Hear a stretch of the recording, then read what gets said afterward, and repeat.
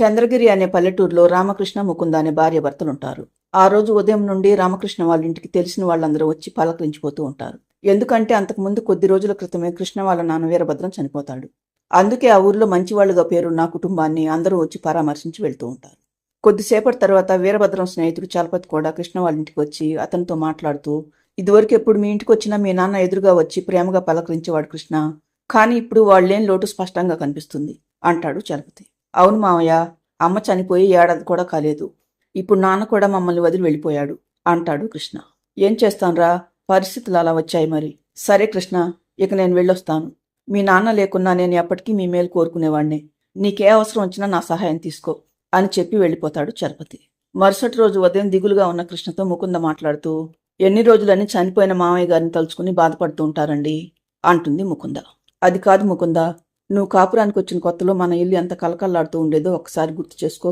మరిప్పుడు ఎలా ఉందో అది కూడా చెప్పు అంటాడు కృష్ణ. కాలం ఎప్పుడూ ఒకేలాగా ఉండదు కదండి. మరికొద్ది రోజులైతే మళ్ళీ మన ఇంట్లో సందడి మొదలవుతుంది తెలుసా అంటుంది ముకుంద. ఏంటి ముకుంద నువ్వనేది, నాకు అర్థం కావటం లేదు అంటాడు కృష్ణ. మనిద్దరం త్వరలో అమ్మా నాన్నలం కాబోతున్నామండి. మరి మన ఇంట్లో పిల్లలు తిరుగుతూ ఉంటే ఇల్లంతా సందడిగా ఉండదా ఏంటి అంటుంది ముకుంద.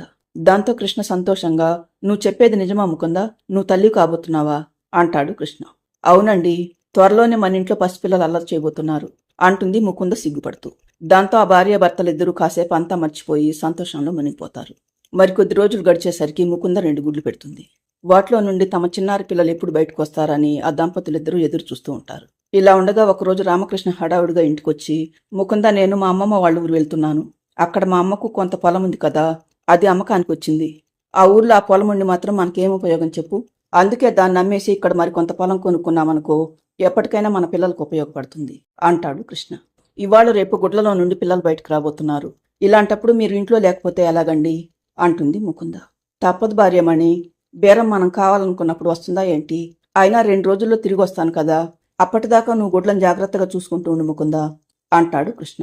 సరేలేండి, ఎవరికి తప్పినా తల్లి నాకు తప్పుతుందా ఏంటి, మీరు జాగ్రత్తగా వెళ్ళిరండి అంటుంది ముకుంద. తరువాత రామకృష్ణ వెళ్ళిపోతాడు. మరుసటి రోజు ఉదయం లేవగానే ముకుంద ఇలా అనుకుంటూ ఉంటుంది, అమ్మో, రాత్రి వర్షం చాలా పెద్దగా పడినట్టుందే. అసలే పొలంలో పంట కోతకొచ్చింది. రాత్రి పడ్డ వర్షానికి పంట మొత్తం నీటిలో మునిగిపోయిందో ఏంటో.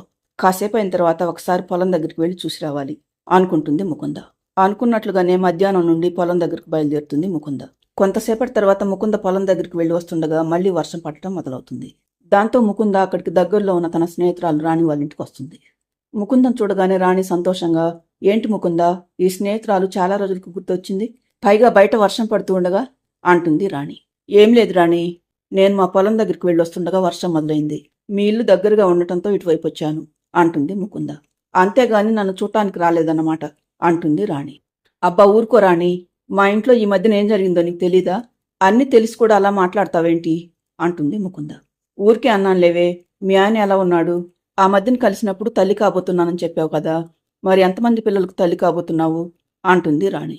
2 పిల్లలకు అమ్మను కాబోతున్నాను రాణి, కానీ ఇప్పుడు నాకు చాలా కంగారుగా ఉంది. ఇంట్లో ఎవరూ లేరు. గుడ్లను ఒంటరిగా వదిలేసి వచ్చాను. ఈ వర్షం ఇప్పట్లో తగ్గేలాగా లేదు. పోని వర్షంలోనే వెళ్ళిపోదామంటే బయట వర్షానికి తోడు ఉరుములు మెరుపులు విపరీతమైన గాలి కూడా వీస్తుంది.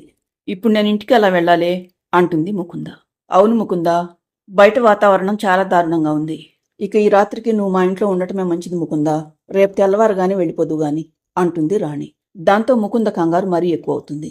అయ్యో, రాత్రంతా ఇక్కడే ఉంటే నా గుడ్ల పరిస్థితి ఏంటి? అసలే ఇంటికి తాళం కూడా వేసి రాలేదు అనుకుంటూ ఉంటుంది ముకుంద. కానీ తప్పని పరిస్థితుల్లో ముకుంద ఆ రాత్రికి అక్కడే ఉంటుంది. ఆ రోజు రాత్రి బాగా పొద్దుపోయాక ముకుంద వాళ్ళ ఇంట్లోకి ఒక దొంగ ప్రవేశిస్తాడు. అతని ఇల్లంతా తిరుగుతూ వంటగదిలోకి వచ్చేసరికి వాడికి అక్కడ ఒక బస్తా కనిపిస్తుంది. హమ్మయ్య, ఈ ధాన్యం బస్తా తీసుకువెళ్తే చాలు, నెల రోజుల వరకు తిండికి లోటు ఉండదు అనుకున్న దొంగ ఆ ధాన్యం సంచిని తీసుకుని వెళ్ళిపోతాడు. కానీ దొంగ చేసిన పెద్ద తప్పు తలుపులు తీసి వెళ్ళిపోవటం. మరుసటి రోజు తెల్లవారేసరికి ముకుంద గుడ్లలో నుండి 2 పిల్లలు బయటకు వస్తారు. వాళ్ళిద్దరూ అంతకుముందు చాలాసేపటి క్రితమే పుట్టుండటంతో వాళ్ళ దగ్గర ఉండాల్సిన తల్లి లేకపోవడంతో వాళ్ళిద్దరూ ఏడుస్తూ ఉంటారు. కాసేపటి తర్వాత పిల్లలిద్దరూ మెల్లగా నడుచుకుంటూ బయటకొస్తారు. ఇంటి బయట కూడా ఎవరూ లేకపోవడంతో నడుచుకుంటూ ఊర్లోకి వెళ్ళిపోతారు. అలా చాలాసేపు నడిచిన తర్వాత వాళ్ళిద్దరూ అలసిపోయి ఊరు బయట ఒక చెట్టు కిందకు వచ్చి నిలబడతారు. అప్పుడే అడవిలో నుండి తప్పిపోయి వచ్చిన ఒక నక్క కోడి పిల్లను చూస్తుంది. దాంతో నక్క కోడి పిల్లల దగ్గరకు వచ్చి, ఆహా, ఈ బుజ్జి కోడి పిల్లలిద్దరూ ఎంత ముద్దుగా ఉన్నారు, ఇలాంటి లేత మాంసాన్ని తిని ఎన్ని రోజులైందో అనుకుంటుంది నక్క. ఇంతలో కోడి పిల్లల్లో ఒకటి తాము పుట్టిన తర్వాత మొట్టమొదటిసారిగా చూసిన నక్కతో మాట్లాడుతూ, "నువ్వు మా అమ్మవా?" అంటుంది కోడిపిల్ల. దాంతో గతుక్కుమన్న నక్క, "అబ్బే, నేను మీ అమ్మను కాదు బుజ్జికోడి. కానీ నాకు మీ అమ్మ బాగా తెలుసు. మిమ్మల్ని మీ అమ్మ దగ్గరికి తీసుకువెళ్తాను, నాతో వస్తారా?" అంటుంది నక్క. దాంతో కోడిపిల్లల కళ్ళు మెరుస్తాయి. "తప్పకుండా వస్తాం. త్వరగా మా అమ్మ దగ్గరికి తీసుకువెళ్ళవా? మేమింతవరకు మా అమ్మను చూడనే లేదు" అంటాయి కోడిపిల్లలు రెండు. దాంతో నక్క లోపల సంతోషపడుతూ, "నాకు కావాల్సింది కూడా అదే కదా. మీ ఇద్దరిని మా ఇంటికి తీసుకువెళ్ళి నేను నా కొడుకు చెరొకరిని పంచుకొని తింటాం" అనుకున్న నక్క పిల్లలిద్దరిని తీసుకుని అడవి వైపుగా వెళ్ళిపోతుంది. కాసేపటి తర్వాత ఇంటికొచ్చిన ముకుంద ఇంటి తలుపులు తీసుండటం, బుట్టలో గుడ్లు పగిలిపోయి ఉండటం చూసి అవాక్కైపోతుంది. "అమ్మో, గుడ్లు పగిలున్నాయి అంటే పిల్లలు బయటకు వచ్చారన్నమాట. మరి పిల్లలేమయ్యారు? అయినా నేను తలుపులు వేసి వెళ్ళాను కదా. మరిప్పుడు చూస్తే తలుపులు తీసున్నాయేంటి? అసలేం జరుగుంటుంది?" అనుకున్న ముకుంద గబగబా ఇల్లంతా వెతకటం మొదలు పెడుతుంది. వంటగదిలోకి వచ్చి చూసిన ముకుందకు అక్కడుండవలసిన ధాన్యం సంచి కనిపించదు. తలుపులు తీసున్నాయి, పైగా ఇక్కడ ఉండవలసిన బస్తా కూడా లేదు. అంటే ఇంట్లోకి ఎవరో వచ్చారన్నమాట. అయితే నా పిల్లల్ని కూడా వచ్చిన వాళ్లే తీసుకువెళ్లారా అనుకున్న ముకుందకు గుండె గుబేలమంటుంది. "అమ్మో, నా పిల్లల్ని ఎవరో ఎత్తుకెళ్లిపోయినట్లున్నారు. ఇప్పుడు నేనేం చేయాలి?" అనుకున్న ముకుంద కంగారుగా ఇంటి చుట్టుపక్కలంతా వెతుకుతుంది. కానీ ఏ ఉపయోగమూ లేకపోవడంతో ఏడుస్తూ తిరిగింటికి వస్తుంది ముకుంద. ఆమె వచ్చేసరికి కృష్ణ కూడా ఇంటికొచ్చి ఇంట్లో ఎవరూ లేకపోవడంతో బయటకొచ్చి నిలబడి ఉంటాడు.